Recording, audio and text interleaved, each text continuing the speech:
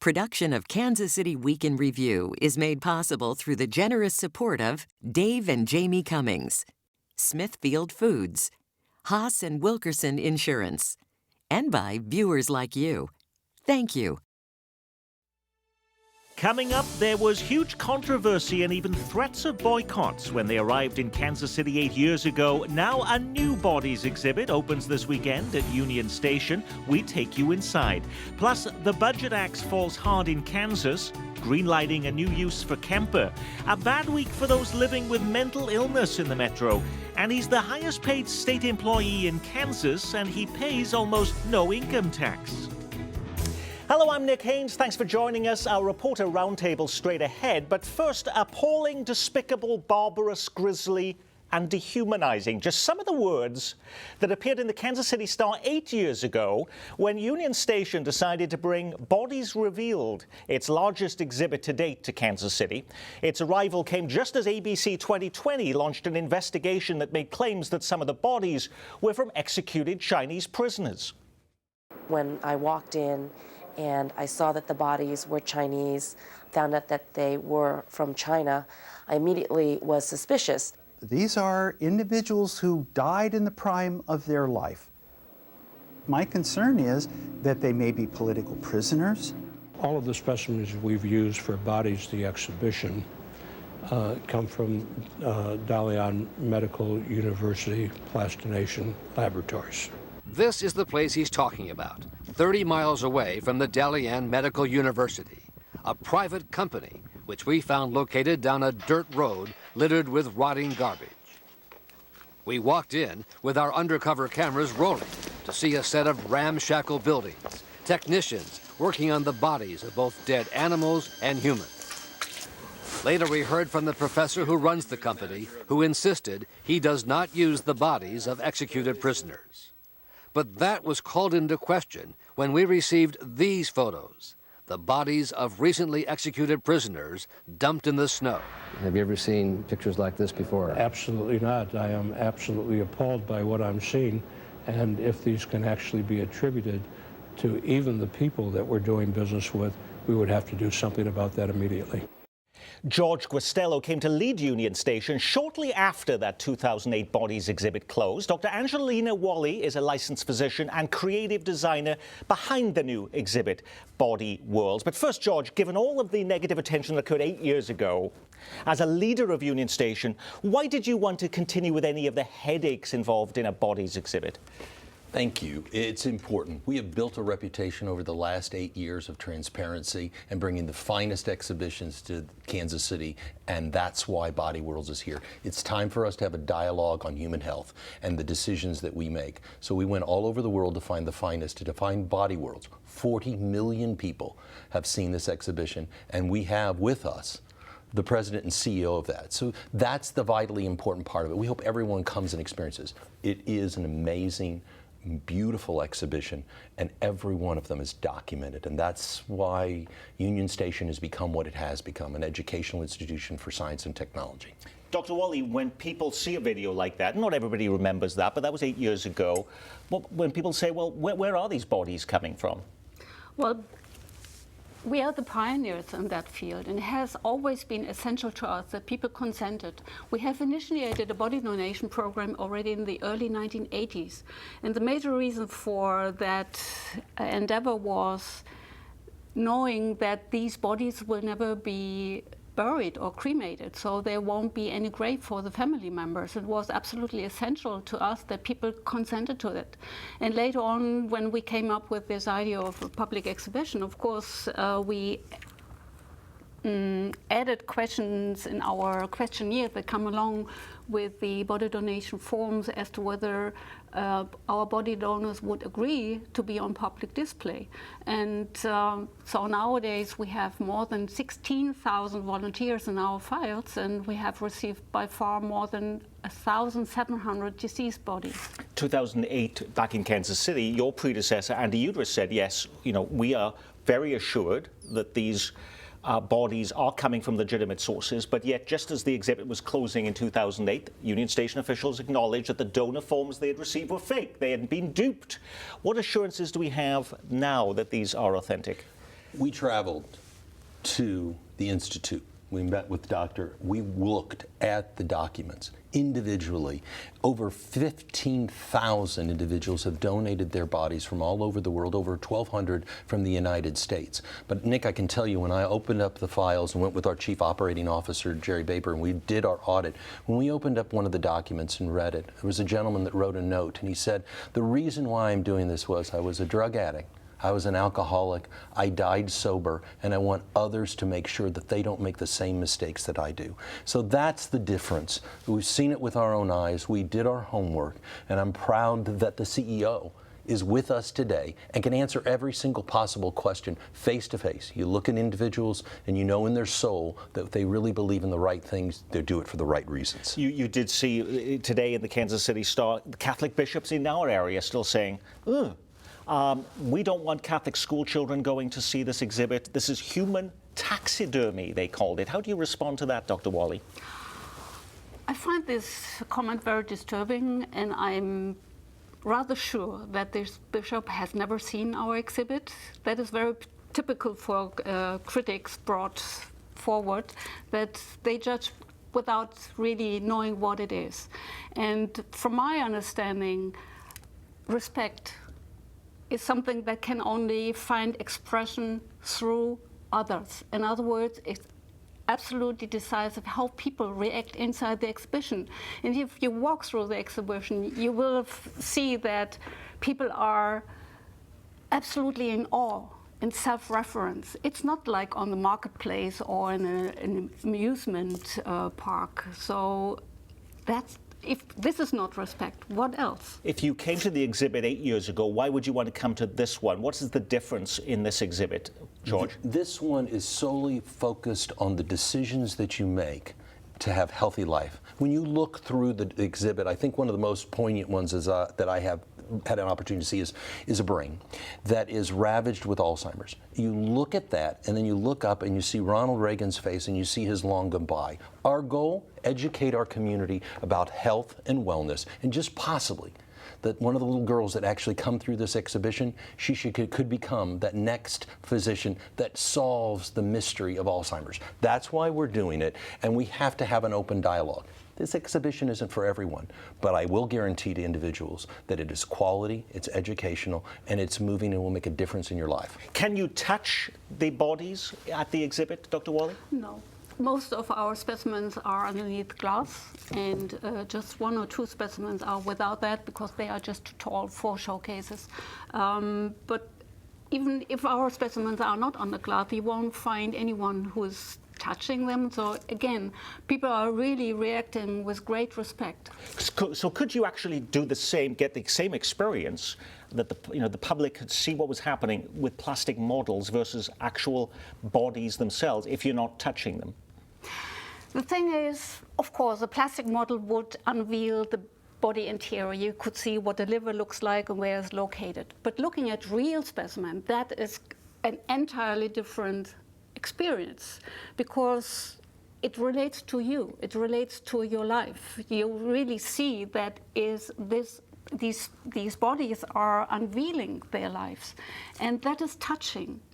People leave the exhibition usually saying, never again will I take my body for granted. They are emotionally touched, but you would never be that if you look at the plastic model. Would you choose to donate your body to the exhibit and be displayed this way? I have chosen to become a body donor many years ago, of course. Okay, so you could be in the exhibit in a few years? Yeah, quite a few years from now. Not in a few years. Absolutely. Or what about George Costello? I don't think anybody wants my body. The key here is that's something that I think is a personal decision. My grandmother's passed away at 109. She donated her body to the University of Missouri Medical School. So I think that's an individual decision. But I think it's very important to understand that this exhibition wasn't created. What was really happening was these professionals are doing these specimens for medical schools all over the world. This is a byproduct of a professional world that's teaching people the importance of decisions on your human life. Union Station CEO George Costello and Dr. Angelina Wally, creative designer of the Body World exhibit. Thank you so much. Body Worlds opens this weekend and runs through late October at Union Station. Our reporter roundtable is next. You're watching Kansas City Week in Review.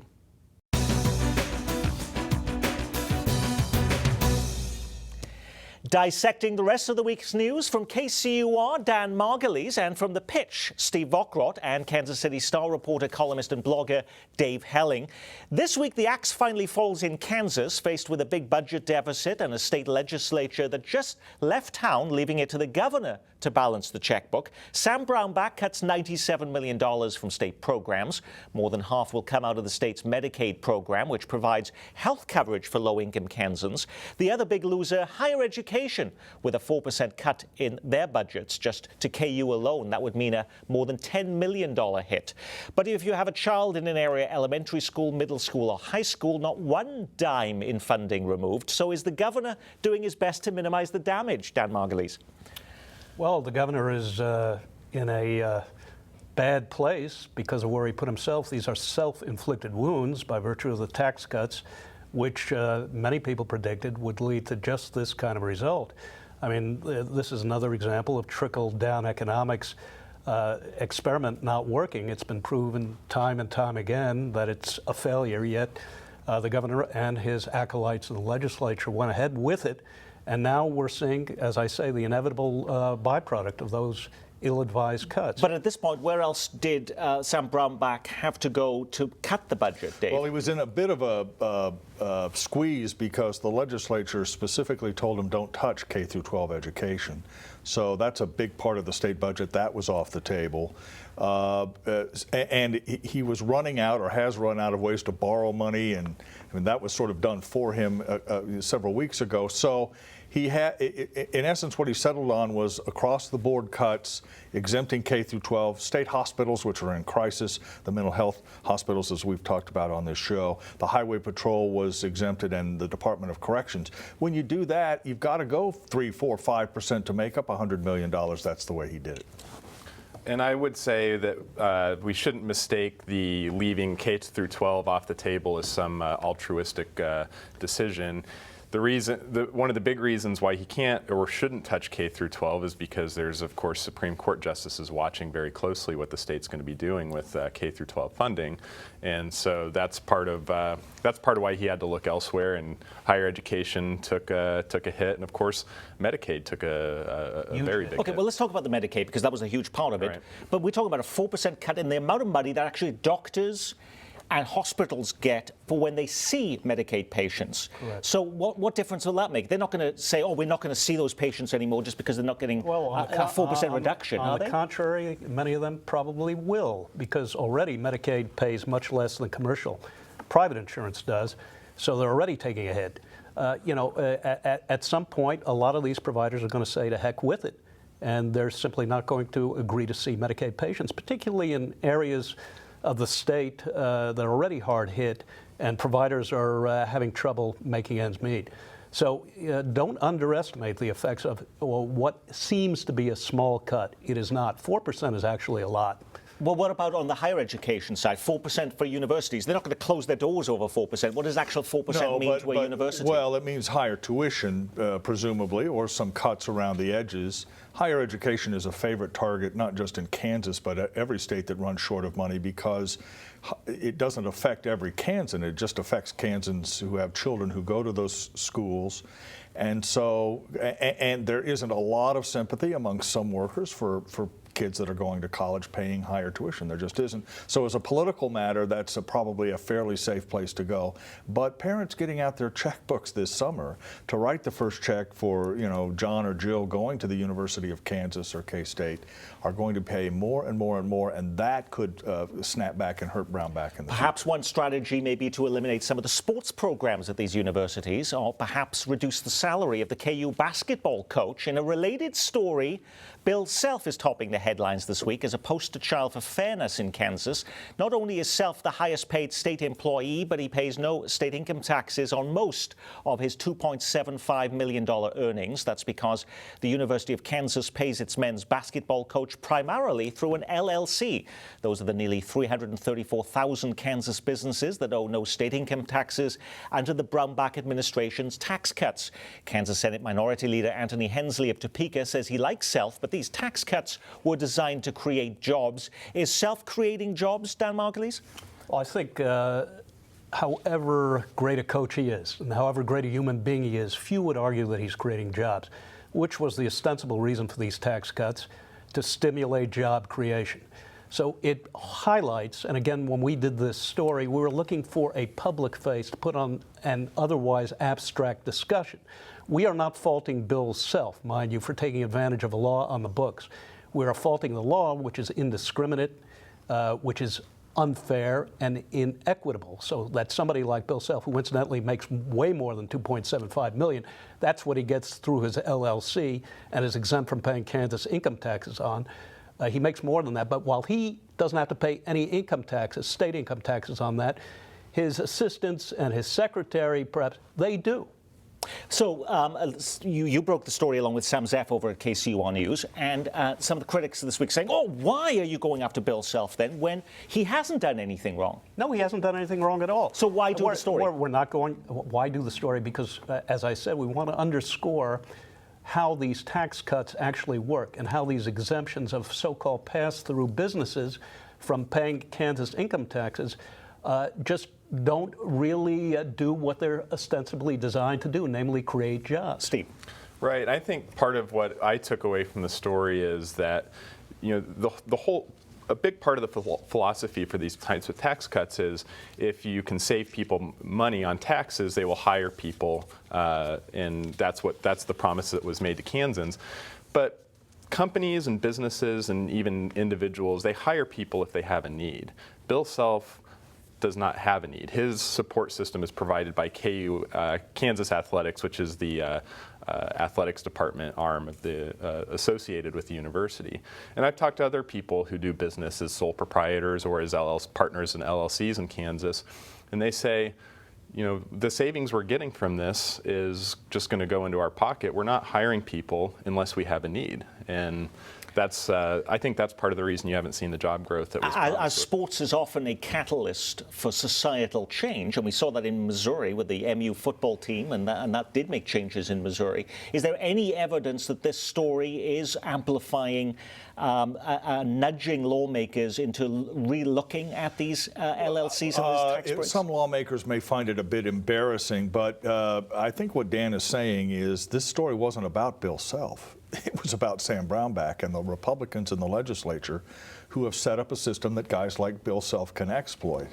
And one of the things that the governor always talks about whenever anyone criticizes these cuts is to say, look at all the new businesses that are forming in Kansas. We have all these LLCs. We're up to 330,000 LLCs or whatever the number is now. And what Dan and Sam's story illustrates is why that's happening.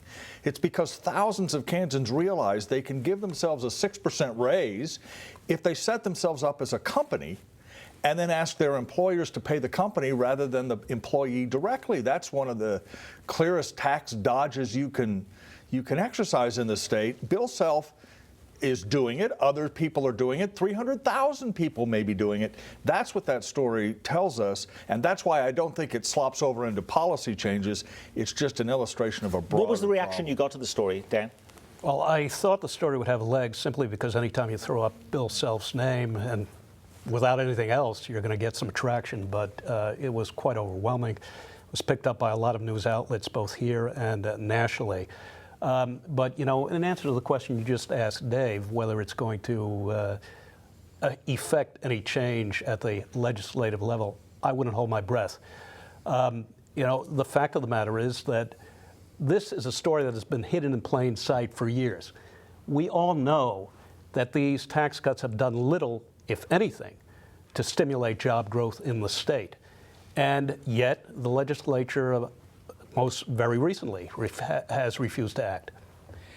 From the highest paid public employee in Kansas to one of the highest paid public servants in Missouri, is it a story of the power of the people? The head of Lee Summit Public Schools put on administrative leave this week, and the head of the board resigning amid growing indignation from parents that the superintendent just got a big pay raise when he's already the highest paid superintendent in Missouri.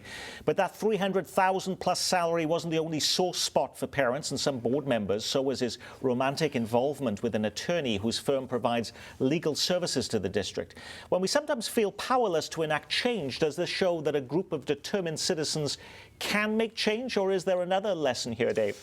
Yes, citizens even at the school board level can have an effect, not just in Lee Summit, but other districts as well. And there's great history for that up and down, you know, from the Kansas City, Missouri district on down. But the other thing it reminds us, Nick, is that when you make a salary of close to $300,000, you are highly exposed. The public will know that. The public will react to that. I mean, that's an enormous amount of money for someone that supervises a school district, no matter how difficult that task might be. And so you'd better be clean as a houndstooth, as my father used to say, when you're making that kind of money, or someone's going to come after you. And I think that's what happened out in Lee Summit. Steve. Right, and one of my first thoughts when I saw some of the initial reports about how much money the superintendent was making was, you know, he's going to have a bit of a bullseye on his back, and we've seen that that's turned out to be true. I think there's a lot more to this story. It's something I've been nosing around on a little bit, but some of these school controversies, school district controversies, really take on a life of its own, and I think that's what's going on here in Lee Summit. After years of indecision, the Kansas City Council greenlights a plan for the future of Kemper Arena. It would convert the more than 40-year-old venue in the West Bottoms into a two-story mecca for youth sports. There's a lot of enthusiastic reporting on the story this week, but Steve Vogt, you say, hold your horses. This is still a ways from being a done deal. Why? Well, a big reason for it is the way the financing is structured. So the Fouch Brothers, which is the development group that wants to repurpose Kemper Arena into this sports facility that you've described, they're hinging on getting the arena classified as a historical site, which would entitle it to then receive tax credits on both the state and federal historic designations. And that's about, I think, roughly a third of his financing. And so if he doesn't get that, then he has to look elsewhere, or I don't know that the numbers all add up. And so that's sort of a big component of all of this. Councilman Scott Taylor this week putting out a press release saying if this deal goes through, the city could save up to $10 million. Dave, how?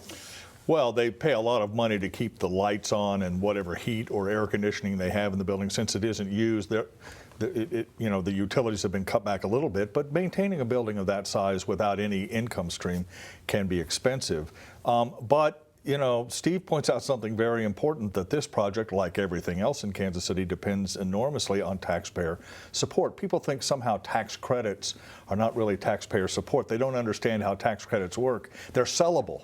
And so, in essence, the state taxpayer will directly subsidize the Kemper reuse if these projects are approved. And so it's still dicey, I think, for that reason, and we need to pay attention to it for that reason. It's been a challenging week for Kansas Cityans living with mental illness and those who love and care for them. Firstly, the local chapter of NAMI, one of the most visible organizations advocating for the mentally ill, shutters its doors.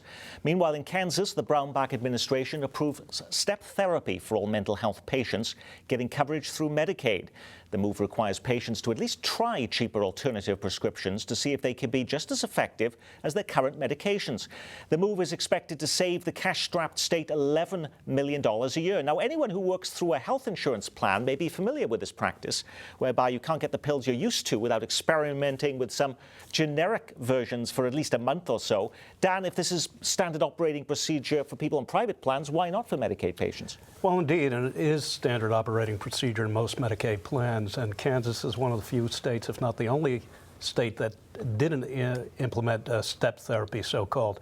But there are a lot of problems with it, particularly with regard to mental health patients, because antipsychotic medications make up probably the preponderance of drug costs for mental health patients. And it's a very delicate balancing act when administering these kinds of medications to people who might be suicidal or, very depressed.